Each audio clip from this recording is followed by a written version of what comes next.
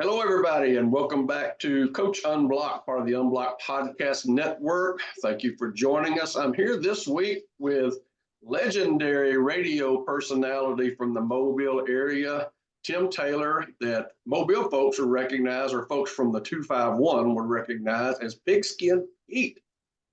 Tim Taylor / Pigskin Pete, thanks for coming on tonight, buddy. Fred, always good to talk to you. And I love podcasts, and anytime we can talk a little football and high school on top of that, man, it's tough to beat. Good stuff. Good stuff. So look, Tim Taylor. I know Tim Taylor, the guy who plays Thursday in senior golf stuff with a very vertical golf swing, and who works very, very hard at his golf game. If it would only go straight all the time, we'd be in good shape, Fred. Well, it would be too easy then, and God has a sense of humor about it, about his golf. Pigskin Pete, on the other hand, of course, I knew you as Pigskin Pete before I knew you as Tim Taylor. I met you as a human being way after we had done on air stuff and that kind of thing and interviews. So tell us how Tim Taylor became Pigskin Pete 30 years ago. How did this all come about? Yeah, well, there's people still today in Mobile, been doing this 30 years, since 93, on the local FM station in Mobile, covered high school sports. And there's people still today, Fred. I guess sometimes I don't want to give it away, because if I do too bad on the air, then they can't make too fun of me if they don't know who I am. But the way this came about, so I grew up loving radio. It's always been a passion. I literally have cassette tapes, I'm showing my age, when I was little, taping myself acting like I was on a radio station. So before high school football and all that, I just loved radio. Right. So when I attended Auburn, even in high school, I worked at this radio station. That's what put me through college, was doing radio, playing 45s on the record player. And then on Friday nights, we did some high school football around LaGrange, Georgia. I drove back and forth to LaGrange to Auburn. So that's where the radio came in. And I've always loved football in general, but so I moved to Mobile with my company I'm currently with. I'm in the financial business. So I moved here with the company in 93, and it's, I think, kind of just meant to be, it was just set up. But WNSP did not exist when I moved to Mobile 30 years ago. And they started the same year in 93. They went on there for the first time, and they're 105.5 on the FM. And a lot of people don't know it, but the station I'm at is actually the first FM station in the country where it's all sports. Right. So I said, oh, that's pretty cool. The town I live in, Mobile, and I moved from LaGrange, Georgia to Mobile at that time. I said, oh, they got a new sports station. So I started listening. The first year in 93, I noticed that they covered high school football, but they didn't have a scoreboard show. And so I'm in the finance at this time, but having done radio in the past, I still had that passion for it. So I approached he's still with them, Lee Shervanian. Oh, Lee's been doing this forever. Sports information guy there. So he's a sports director, and I approached him about, hey, you guys want to consider, at that time, Fred, there's probably 22 or 23 schools around Mobile that did high school football. I said, I think we'd have a good, possible good scoreboard show if we started it. So I started it then, and we were at the old KRG building. They're still there. And I remember, I don't think we had everybody had cell phones back in 93. I can't remember, but I think we did not. Okay. I remember that it was so different, but when I started, I didn't use my name, Tim, because I'm starting my finance career. And I said, if I mess this radio up, or I'm trying to get somebody's life savings, they're not going to hand it to somebody that's trying to make a job on the weekends doing radio. So I grew up in Alexander City and listened to a Pete Calabrio, and he went by the name Pigskin Pete. As I drove to school every morning when I was 8 or 9 in Ellick City, Alabama, was where I went to elementary school. Pigskin Pete was on the radio doing sports on that FM station in Ellick City. I said, I'm going to use that name when I get to Mobile. I'm not going to use my name. So Lee was good with that. He didn't have a problem. Kind of common thing in radio, people not using their name, but it started then. So in 93, we didn't have people calling in. I had to directly call a coach at home we had maybe one reporter at that time, and it's really expanded since then. So it started 30 years ago just from scratch in Mobile. Well, now, and then, so did that same year, did they start doing high school football games live that would allow you to be connected with that? Was it 93, 94 that they started doing live broadcasts? I believe, if I'm not mistaken, in '93, the station came in April of '93, and I Mhm. listened in the fall of '93. I wasn't part of the broadcast then. I think they did high school games that first year, Okay, but I noticed the entire year they did not have a post game show. gotcha. And I said, there's a lot of high schools not we only can cover two games on a Friday night, right? Two teams are going to get covered in one Mhm. game. So in '94 is that first year that I hung around after the station. We didn't know what we are going to do, but I hung around. The game was over, and Lee pitched it back to the studio. And I mean, we tried to fill in for an hour, just trying to get people on the phone. Right. There was even call-ins back then, Mhm. and we'll talk about that maybe, but how different it is today. People calling in Right. versus what it was back 30 years ago, because there was no Twitter. Right. We did not have any internet. We didn't have these 30-minute football shows on TV like we have now. So um, it was this total different format, but we had people to call in just to give us the full game. They'd take 10 minutes to talk about the Murphy Viger game Right. because we weren't there. We knew nothing about it. So it was in the fall of '94. It started on Okay. the Well, now, post game. in 94 was my first year at Robertsdale, my first Okay. year down here. And HEP not powerful enough to travel that far at that time. And I didn't even know y'all existed. In my years at Robertsdale, there was games of the week or anything because you couldn't pick it up all the way to Highway 59.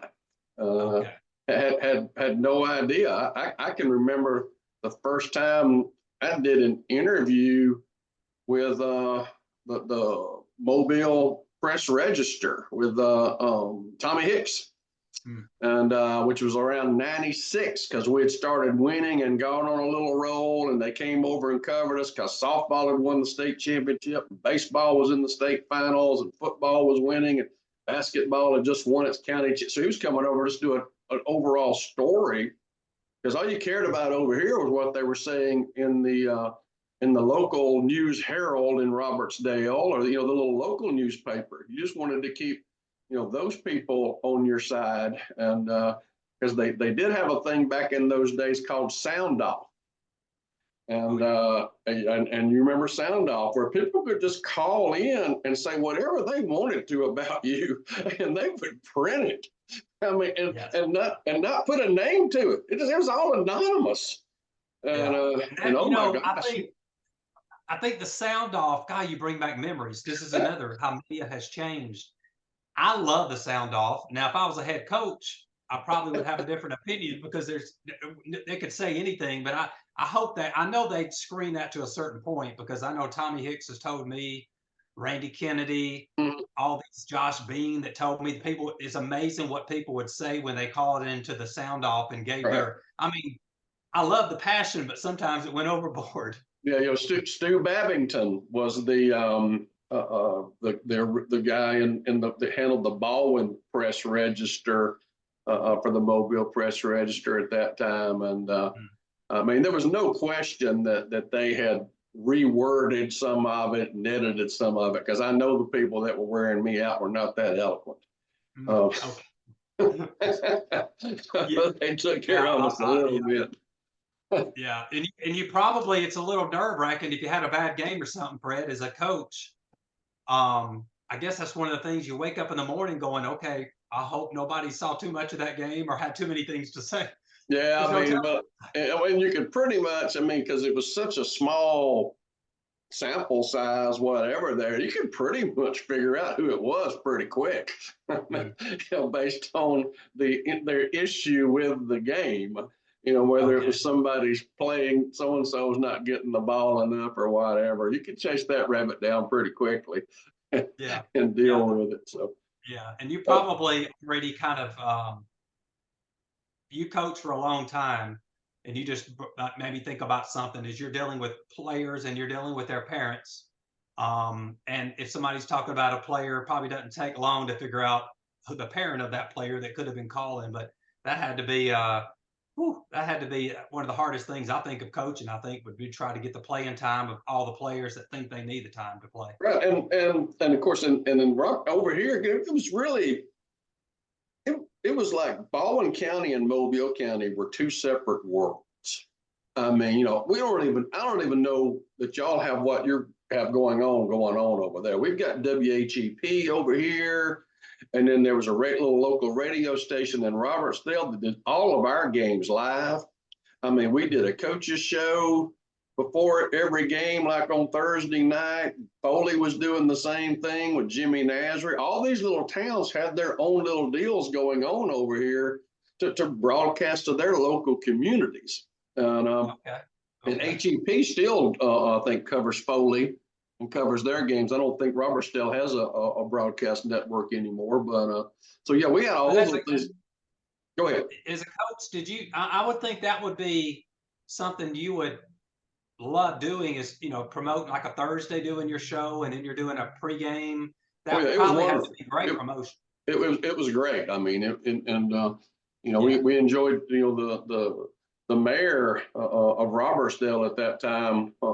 Mayor Coley was actually owned the radio station and was doing the games and doing the broadcasts. We're of course it's hard. I was talking to a kid the other day, or not a kid anymore, a young man who played for us, and it's just 30 years since I was at Robertsdale, 30th anniversary, and we actually I was going through some, bringing back memories. I got a box sitting over here that we found the other day that's got VHS tapes from 1994 from Robertsdale, and in it, and one of them is when we beat Foley in 94, which when I got the job, I was told, all you have to do is beat Foley and everybody will love you here. Then I went and looked it up, and Robertsdale's record was like 9-81 versus Foley in district. Yeah, it hasn't been too great lately either. Hasn't been real good, and we beat them twice. So in that 5-year window, but we beat them that first year. And I've sent that VHS tape off to get it digitized, and I'm gonna try to put together some kind of something with the Robertsdale people this fall, maybe around their Hall of Fame, something like that, and try to bring those young men back and view that with them and have a moment. So. Which would be pretty cool. What year was that, Fred? 94. 94. Okay, so that was well before the Julio Jones. Right. At Foley and all that. Yeah. Okay. Yeah. Julio was actually we just missed playing against Julio when I was at Davidson.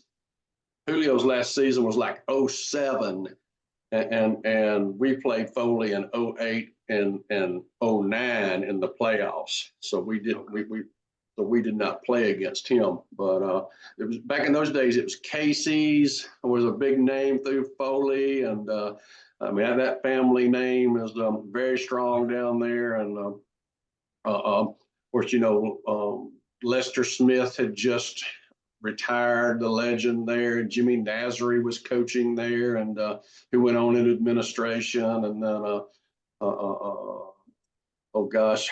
Russ, I can't think of Russ's last name, was the head coach who then became the principal there. Back in those days, you became football coach, you win, you go in administration, you become the principal, and that's just how you did things. And road together. And it's funny you mentioned that. I don't think they have a radio. I think that's what you said. There's no current radio station doing the games, and I think about how fortunate teams are. Where I grew up in Ellick City, Benjamin Russell, they have their own broadcast. Troop High School is where I went to high school in Georgia. Right. And all these, even our two high schools, LaGrange and Troop, had their own local station. But in Mobile, that's one thing that we battle with at WNSP. We do games on Friday, but I told you there was 22, 23 schools on the coast when I started 30 years ago. Now there's 33, 34. Right. Because all these new teams, we've had Gulf Shores, Bayshore Christian, and Bayside Academy. All these teams in the last 20 years have come around. Right. There's not enough radio stations to support it. that's why if you do have your own station, and there's still some locally, but there's just not enough radio stations to cover everybody. And that's one of the problems we have at our station is we get two teams on Friday night. I know we get in trouble a lot because we cover the same school, maybe a little more than we should. I have nothing to do with that, nothing. Susan and I have referred to y'all as the blank blank radio network occasionally. Just because every time we turn it on, or a lot of times we turn it on, they're on there. But again, I know you can't. That's you got. So let's fast forward a little bit. You got guys everywhere now. You got eyes and ears all over the place at just about every, let's say, meaningful game, but as many games as you can possibly get them to. How did that happen? I mean, how would you get all these guys? That is a great question. It's a great question. So I'm gonna tell you, I'm truly blessed that I have friends that love football, because we all do it for love.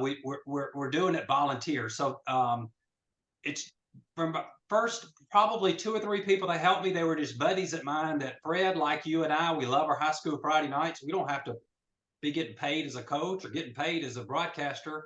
So I approached them to say, hey, I'll do this for the WNSP for free. So there are people that, a couple of them have reached out to me, like Vina Brown helps us. He reached out and said, hey, if you need help on Friday nights, let me know. Well, he's been doing it now 20 years. Every Friday, he is there religiously. Scott Todd is a really good friend of mine. Went to my Sunday school, and in Sunday school, I mentioned what I did. He said, well, let me see what it is on a Friday night. Went out with me at a game. He said, I'm going to stay at this game. I'm going to call back at the radio station and give you live updates. It worked great. Scott's been doing it 20 years. Another one is a lady that works with me here at my office, Tink Wilkinson. You probably remember his name. He's helped us at WNSP for 25 years, recently retired. Right. But Tink knew me because of my assistant here at work. And he said, I hear you on Friday nights. If you ever need help, let me know. And again, a volunteer. I said, well, I tell you what, Mobile Christian has a big game Friday night, or Davidson. They got a big one against Murphy next Friday. Can you be at that game and cover it and call in the radio station? So these guys, Fred, have it down pat. I mean, when there's a score at their game, the broadcast we're having on WNSP, they'll call me and get me on the phone and go, hey, let me break into the game. I've got a live update on the Davidson game. When you get a second? So then we'll put them live. And I mean, there's probably 5 to 10 who have really been religiously helping me on Friday nights. And I think that's what makes it. It's just the passion that we have guys out there that love doing it. And so we do cover more than just 2 teams, because a bunch of nice guys out there are out there covering these games. Well, and I don't know if anybody's ever told you this, but when as time went on and our run at Davidson, as we'd have interest in other games. And so there'd be times, say we play a game at Foley and we've got a long bus ride back, or even just all the way out at Baker, and have a good, it takes you a while to get loaded up, get out of there and all that. There's in the cell phone generation, everybody's got their phone on and got listening to y'all because you're listening for a particular game. Because it affected your play. It affects your playoffs. It affects how you're driving. You're going down the road on the bus, and all of a sudden the bus roars because you just said so and so beat so and so, and you realize you're in first place in the region, or you've got a home game now in the region. I mean, it was very impactful, and or you hear somebody say, right behind you, Murphy just beat McGill. Holy cow, so it has been certainly was a part of once I started at Davidson in 2004. I mean, what y'all were doing was always a part of it was a part of our lives. I mean, me and Susan, if we're out on Friday night, if we go to a game, and usually if we go to a game, we'll go watch a half and go somewhere. Well, we turn y'all on. And listen to y'all and listen to the post game. Twitter makes things a little simpler You know, Yeah. especially every now and then when one of your folks are out at the game, get a little long winded and don't tell you the score. I mean, they, you know, get Yeah. you know, And when start we're telling sitting, you. sometimes we're actually at the studio going, what's the score? What's the score? That's And the they only get, thing they give hey, you everything but the score. yeah, yeah, yeah. It's like That's pretty they'll give you funny. every play, Tim. Yeah, I know. But I'm gonna tell you, Fred, I think that is what's made still radio good today Hmm. is that on Friday nights, you can't create that passion. And Right. when the game is over, I've had you on the radio, and Sure. I love, there's certain coaches you are always super on the radio because you're going to let your emotions show on the radio. I mean, if you're happy about it, Right. you're going to tell it in your voice. You're going, and these kids are listening. These players are listening that you Hmm. coach. Or, I Sure. mean, and to grab a coach right as he's getting on the team bus. My favorite part of everything I do is to hear either a player call in sometimes or the coaches right after a win and just hear you could hear the effort they put in for 2 months and to Right. get that win. Right. And that's what makes it great. We have my favorite part is when a coach is on the bus and they're fired up and you can tell the team has you can tell on the bus they've gotten quiet because Right. they know their coach is on the radio and he's told them, be quiet guys, I'm about to get on the radio. And then afterwards, I'm like, well, coach, let's hear it from your team how happy they are to get that win. And then he lets the whole bus explode Right. and shout and the radio. I mean, that you can't replace that. But I think you said something interesting about this. What brings us back on Fridays? Like our Mhm. reporters, they hear what you're saying. They Right. hear the comments we get in. Like, man, as coaches, we're sitting in our locker room and we're loving your scores because we're hearing about our game and other games, and that's what makes us do it. I mean, we know people are passionate like we are, Sure. and it, it it's great, especially if we're not broadcasting a game. In the last few years, it's been great because there's always 3 or 4 games a year that we have a reporter at. Our game is over, Right. and the game is going down to the wire, and so they're put on the gun. They're having to do a live play-by-play, even though they weren't set up to do that. Right. But it still comes off, if you're listening at home, you're getting to hear as that game ends what exactly happens because we have one of our roving reporters out there. So that's just what makes Fridays great.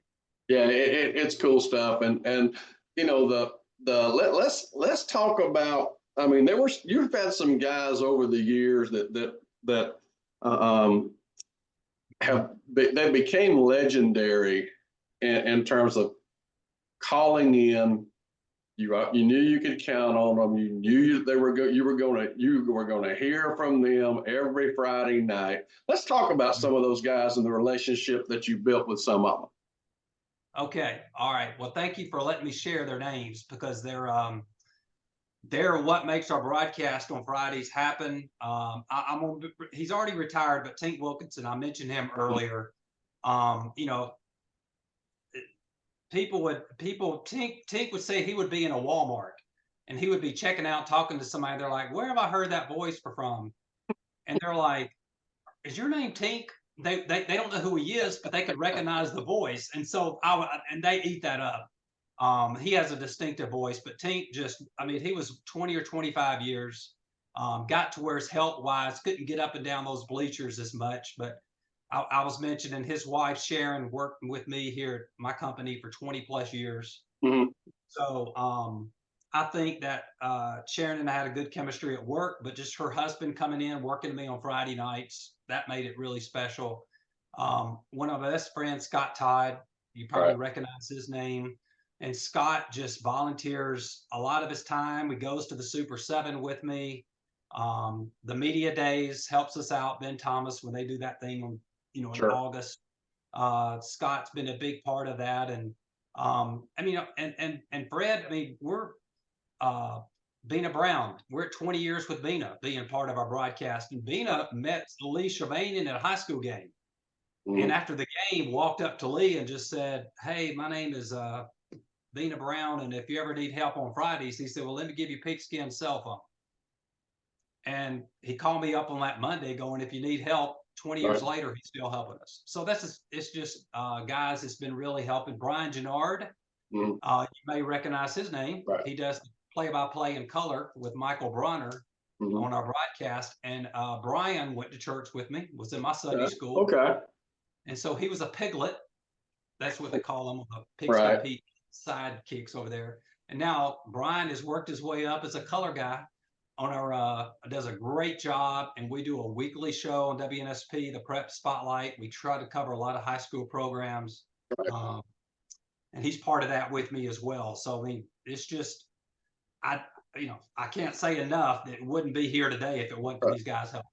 So Tim, now Fridays, how much prep work do you have to put in to get ready? I mean, it's got. You can't just get on there and wing it. I mean, you got to have looked No. at who's playing who and what Yeah. it and how these games are relevant and what they mean and I mean whether it's to go on ahsfhs.org and sort of look at the schedules and figure it out. I mean, tell me about your Friday prep.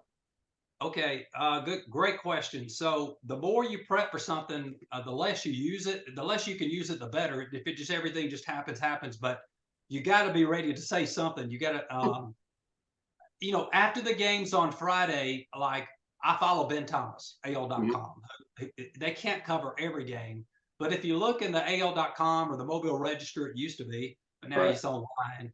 Lanyap with Tommy Hicks, they Mhm. do a super job with their coverage. So I'm using other sources, and I'm just reading about the game. And even in the off season, like right now, you and I both know there's players moving around, recruiting. It never stops. So the prep Sure. work during the season happens after the games are over for the next couple of days. I try to just read and take notes of big things that are happening to prepare me for the next week.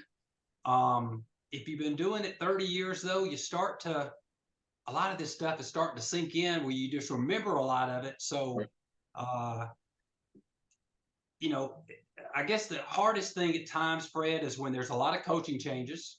Right. Like Mobile Christian's Ronnie Cottrell. I'm noting, he may be going to coach college now, but there's always 8 or 10 coaching changes. So you're trying to keep up with that, classification changes. So it's a lot of it during the week. It's probably, I would say, 4 to 6 hours of Mhm. prep would Right. be an average in a Friday night before I can get on the air. And I have a lot of notes. You may not can see it on the radio, but I'll have notes I can refer to, especially if we grab coaches and get them on the air to make sure I don't miss any of their top guys and stuff. Right. Well, I think and I will say this, the one of the reasons, from a coaching perspective that you're appreciated, as is Ben Thomas. You always try to present people in the best light possible. You give facts and information, not commentary, and that's important. I mean, and I mean, everybody's going to have their shock jock podcast or their radio guy who's going to always be sitting by the toilet stirring it with a stick. But you, Ben, guys like y'all aren't. That's not y'all. And you love. It comes across in how you do things, and that you love the game. You love the people that are involved in the game, and you get it. And that's really important. Well, that means a lot, Fred. Thank you for saying that. High school age is a unique time. I think it's a time in which the more we can lift up even coaches, because they're putting a lot of time into this as well. And especially the players, I think it's all about promoting it. And because what percentage, how many's going to end up playing college ball one day? 3%. 3%. 3%. Okay. So 97% are doing it because they love the game, Right. right? They're not doing it for money. Right. Even though more in high school are doing it for money these days, but still the majority are not. And I think that still for years to come, and I know there's some drawbacks to some things with high school these days, but still there's so much more positive of the time these kids are putting on the field. And when they do have good games on Friday night, and we just try to build them up, not shut them, tear them down, because it's just a unique time in life in which I think we do have appreciation of whether you have a winning record or not. There's a lot of time being put on trying to win on Friday night. Sometimes it just takes years to build a program. We try not to forget that too. And whether your record's 2-8 and 8-2, I love, Fred. There's coaches that are 0-8. They haven't won a game all year and it hasn't been close. And I can't wait till they get that win Sure. because I've got their number on speed dial. I'm ready. Mhm. And those are the best probably calls when it comes to passion because they've waited for it and you can just hear it on the air. And I think that's what makes it great. And I appreciate you saying that because that's something we do try to do is build it up. Well, and y'all always have done it, and Jim Cox and Dan Brennan are the same way with the UTV 44 game of the week. I mean, I've done games with them, and you go off the air and you go, holy cow, why do you do that? But you're not gonna say it on the air. Right.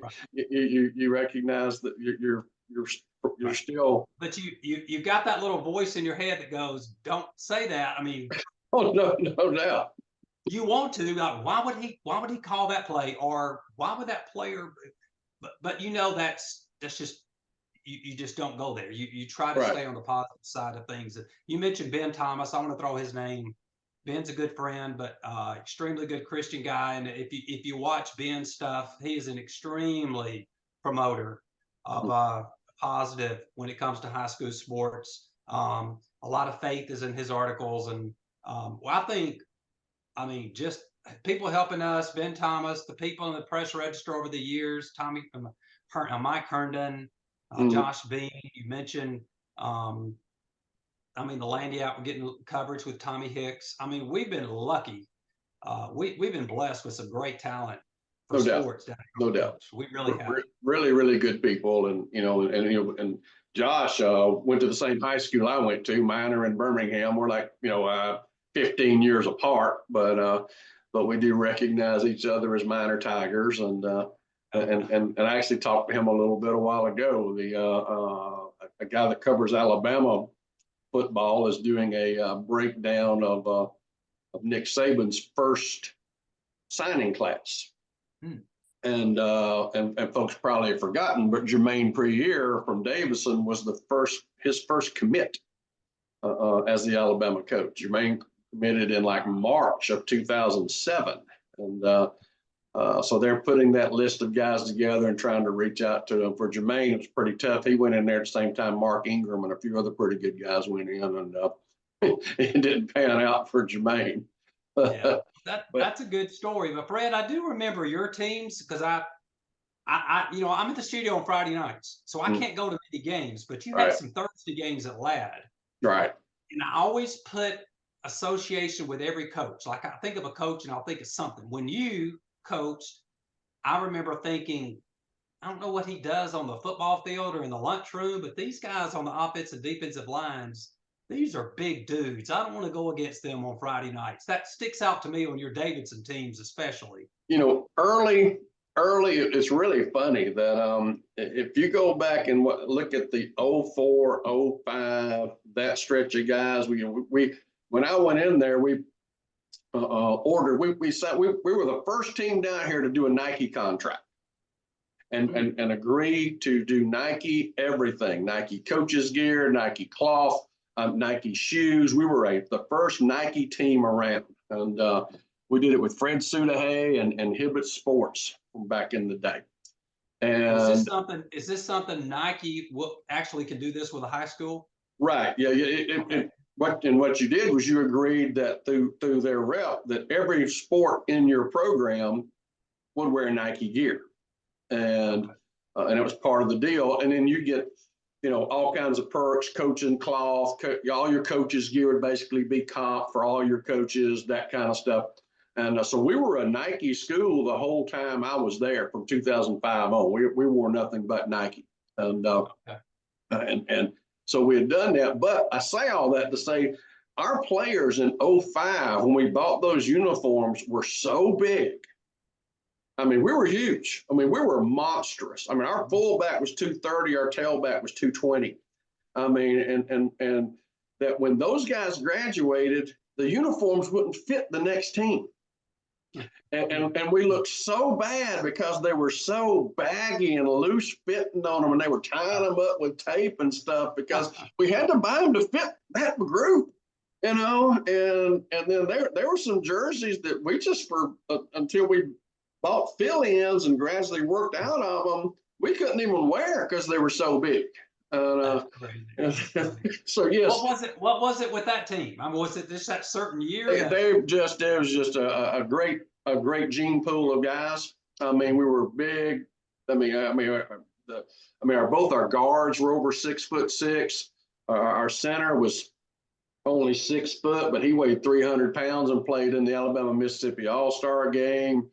I mean, our tight end went like 270. I mean, we were, of course, we were ranked number 2 all year long. Some computer models had us number 1. Ron Ingram came in. That's when he was with the Birmingham News. Came down and did a story predicting that us and Hoover would play in the state championship game. And because we lose to Daphne in the rematch in 05. We go undefeated, win the first round, but have to go back and play them. Or we win 2 rounds, go 2 rounds deep, but we have to go back and play them in the 3rd round back at Daphne because how the bracket was.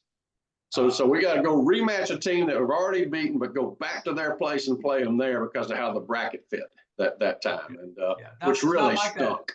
Yeah, it's not like that these days. And it was just so difficult. I mean, it's hard to beat somebody twice. It's certainly hard to beat them twice on their home field. And we know how good. I mean, there's a lot of good Daphne teams back in that day too. Oh gosh, I mean, in that stretch of time you're talking about, the team that beat us in the playoffs every year went to the state finals. We were the 2nd best team in the South 5 times. We were that close. But Prattville, we still laugh about Prattville rolling in 2008 with the live lion in the cage. I mean, Trent, holy cow. I mean, folks about lost their minds. Yeah. I forgot about the lion in the cage. They showed up with the lion. Back then, Davidson was 6A. Right. It was only 6 classifications. Only 6A. Right. That's right. Right. The way the playoffs were set up back then, Tim, was, the way they were built, you basically would have a tournament amongst the local schools. When you get to the playoffs, you might play one away, but otherwise you were going to play McGill or Murphy or Daphne or Foley in those first 3 or 4 rounds or first 3 rounds, and then you would play a Prattville in the semis, or if a team from down here had beaten Prattville, you'd catch them in the semis. And then when they went to 7A, you automatically the first round go into Prattville, Auburn, Enterprise, Phoenix City. And so teams that you were usually drawing in the semis, or at least not till the 3rd round, you're now playing in the first round. And that's what happened to playoff teams in 7A, down here. That you always had somebody were going to make a run out of that group of schools because you're basically playing a tournament while they were playing a tournament, and Central Alabama was playing a tournament, and North Alabama was playing a tournament. And right. But that changed. They would do that. I'm trying to think. That's travel. Mainly they did that for gas. They did it for travel purposes, and then of course 7A when they changed everything, and when they went to that, but now I think they're about to go to rotational. Region 1's not going to have to play Region 2 first round every year. I think next year maybe Region 1's going to play 4, and 2 and 3 are going to play, and that's been something that's been sort of in the works for a while for football, and will certainly help. And 7A down here has, I was shocked in 2017, my last season at Davison. I was really that team. We were starting a quarterback, Tim Johnson, who had not won a game as a starter in middle school, 9th grade, or JV, and he is our starting quarterback. And we're let's just say this: the 05 jerseys would have swallowed these guys whole. And the whole team, and we win 7 games, finish 3rd in the region, and make the playoffs, and but it was an effect of the point you brought up earlier. So many other schools now playing, where St. Luke's would have 3 or 4 kids who could start for anybody. Cottage Hill's got 2 or 3 kids that could start for anybody. Faith Academy's got they all of a sudden now got guys going to play in the SEC. Those kids back in 05 would have been at Davidson or Murphy or McGill. That would have been it. Or Theodore. And the teams that were dominant through that stretch. And it's just hard to be dominant anymore because the talent pool is spread so thin. And Saraland became, the go-to school.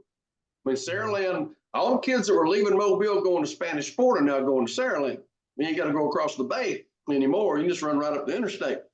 It's a big difference. I mean, you're right there, city limit wise, just bumping up against it. And so that's changed the world over there. And, if Satsuma had more apartments, Satsuma would probably, take off. They ain't enough places for folks to live in Satsuma.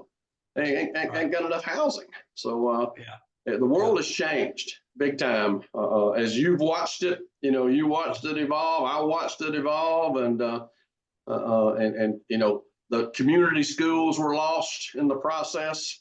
Saraland again is a community school. I'm not talking about them, but community, used to be everybody that within 5 miles around Davidson went to Davidson, and it was a community school, and that's gone. I mean, their kids are everywhere, and I don't know if that's gonna change a lot. And now that we have it'll never go back.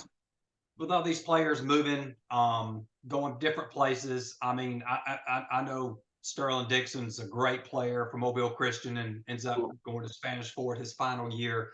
I remember that last year jumped out to me as like, wow, but hats off to what Mobile Christian go 15-0 last year. Right. And that, you never know. You still can have a super year, but Fred, that has to be one of the biggest changes I know as a former coach you're seeing is it's not near as bad as what it is in college, I don't think, but trying to get these players to, this is your school. I didn't think you would think that much about that 30 years ago. This is your school. Why would you even think about leaving? Right. And one thing that Mobile County did, though, and behind closed doors, behind the scenes, I fought it tooth and nail, was creating all of these signature academies, which on the surface looks wonderful. I mean, and they provide some great educational opportunities. But in the meantime, you basically said, if you want to go to this school because they have this academy, you can go there and we will bus you there. You get to go. And so, which just basically, eliminate, that was part of the elimination of community schools. Because coaches say, we're going to use our academic programs now to recruit middle schoolers. We're not recruiting them for sport. We let the academic people go in and recruit them. And so you need to come here and become a part of the robotics program or the aviation program or whatever program your school had. And it just made recruiting absolutely legal. And kids started gradually scattering.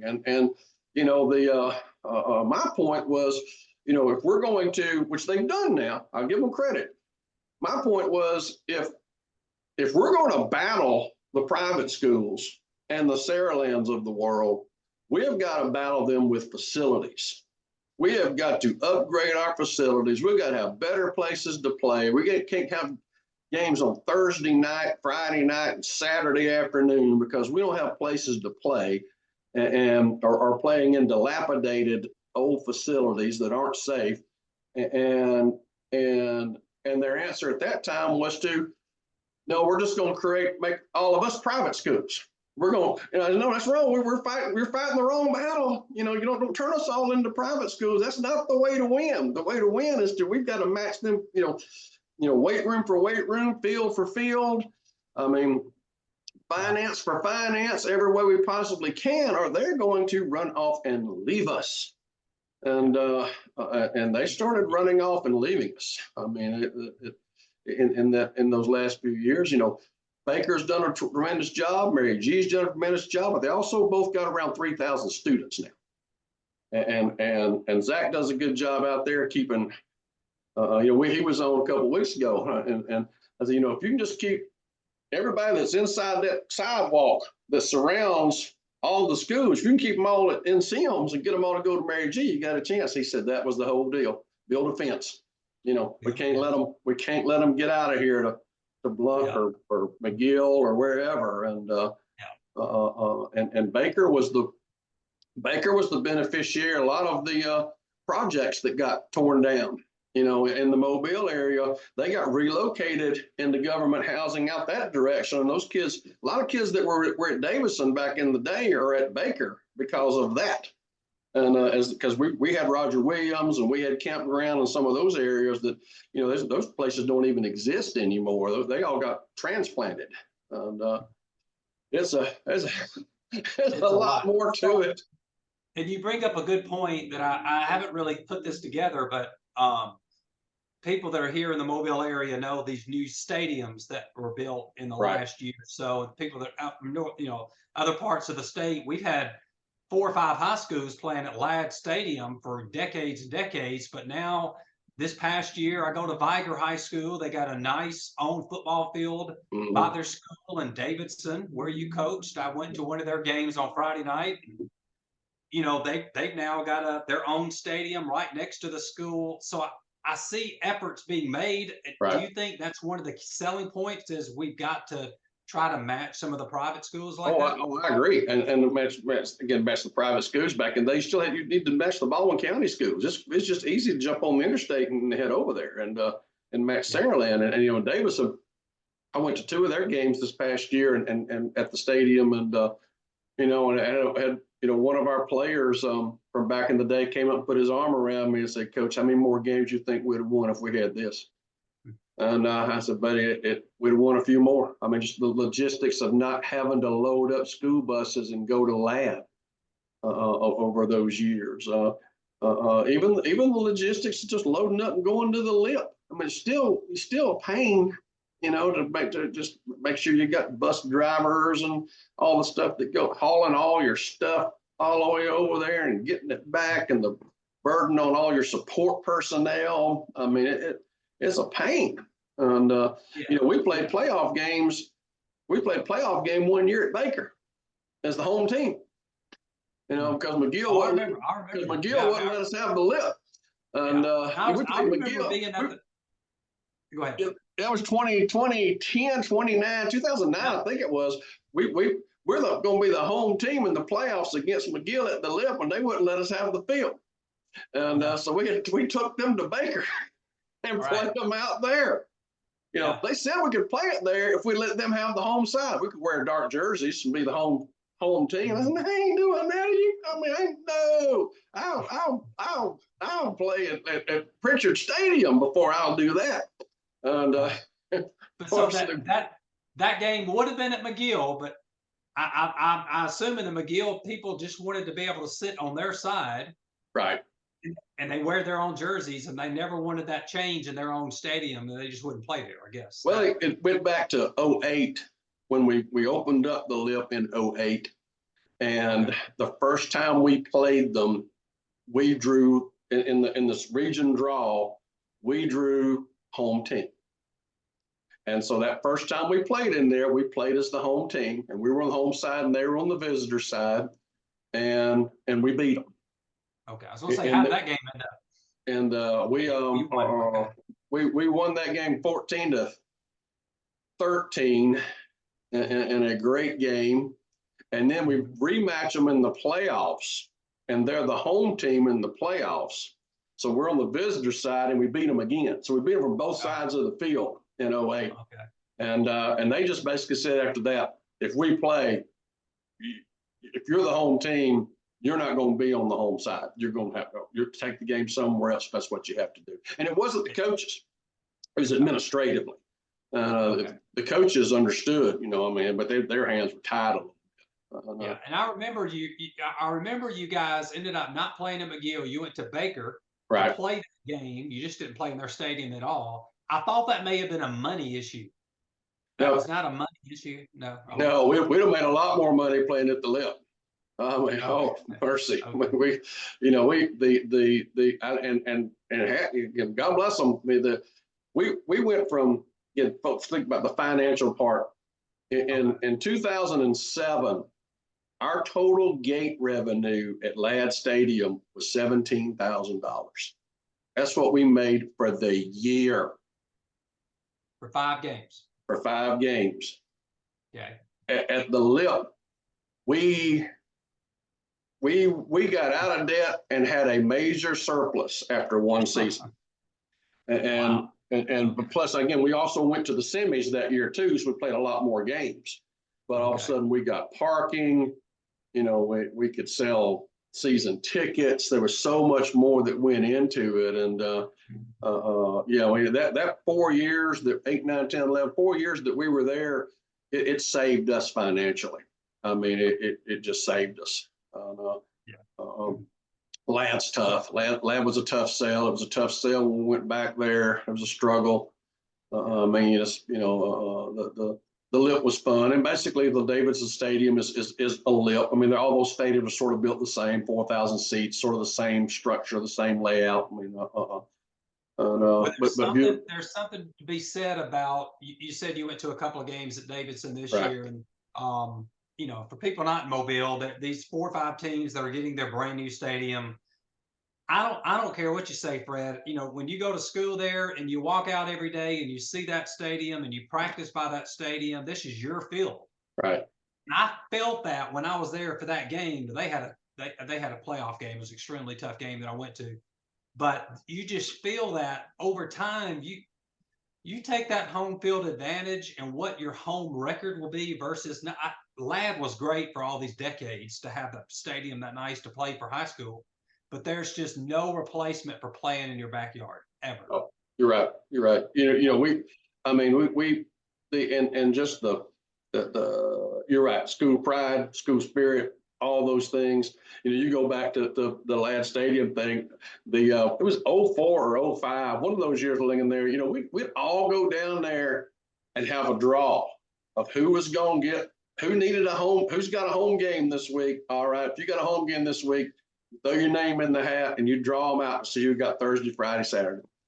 And I'm saying Steve Savarese, that was the day that he didn't need to be going to play poker or play anything because he drew Thursday like 4 nights in a row. And he drew Thursday like 4 nights in a row. He was losing his mind because he just kept drawing Thursdays. It was, and there was no fixing it. You know, I mean, once you throw it in there, well, I got Thursday again, boys. You know, and you get, but Thursday was better than Saturday. I mean, I was going to ask you as a coach, because you would see Thursday, Friday, and Saturday night games there. What's the worst? Saturday night? Yeah, Saturday's the worst. You know, we played Murphy in 2008 for the region championship at Ladd on a Saturday night. And you know how much that, I mean, that's as big a game. We're both, I mean, sitting there with like 1 loss and there's guys all over that field going to play college football, and we play on a Saturday night. I mean, that was just terrible. So Saturdays would stink. But so the next year, be here before you know it, 32nd year. I've done 30. This will be, I'm trying to think. Yeah, this will be 31st year coming 31st. Yeah, that we'll start this fall. And you know, this high school stuff, Red, never stops. I mean, especially with these coaching changes, we've already had 7 or 8 in the Mobile area. And you talk about, I mean, you are one of the legend coaches down here. We've been very fortunate to have coaches that love being on the coast. They don't leave too often. We've had some to leave though, but for the most part, I mean, to get a job down here at a good program, a lot of coaches stay for a long time. And I think that's one of the best things about Gulf Coast and why it produces so many good players is these coaches know how to coach to bring these players up. and they know how to get these kids in 7th and 8th and 6th grade to want to play football later. So that's what pumps me up, is a lot of good coaches still down here. Well, and now you spend a lot more time in Auburn now, right? My wife and I bought a home in Auburn. Mhm. We have 2 kids there, and excuse me, playing golf up there, having a chance to do that a good bit. But I'm still in here in the fall because my job is here. So Right. I'm a split person. I go back and forth. Okay. But in the fall, that's built around on you being available on Friday night. I'm guessing, and making sure that you keep the post game show going. We're gonna keep it going. My voice. Sorry about that. Yeah, no, you're all right. Sure, get you a drink.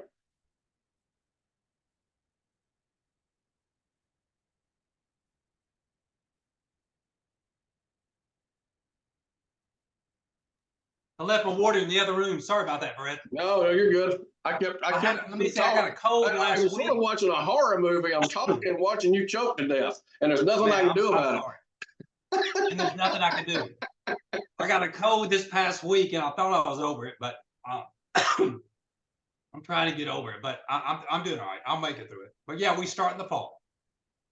All right. Well, we'll be listening, as will everybody in the Mobile Baldwin County area. We appreciate you so much, and all those guys that you mentioned, that they're all recognizable for football fans. I mean, and I know you do it because you love it, but you also do it to make a difference, and you have done that and continue to do that, and we appreciate you, sir. Okay.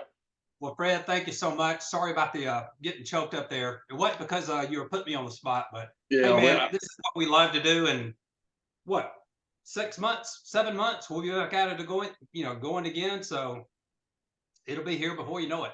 I appreciate you having me on. Look forward to it. Thank you, partner. All right, Fred. Take care, man. Bye.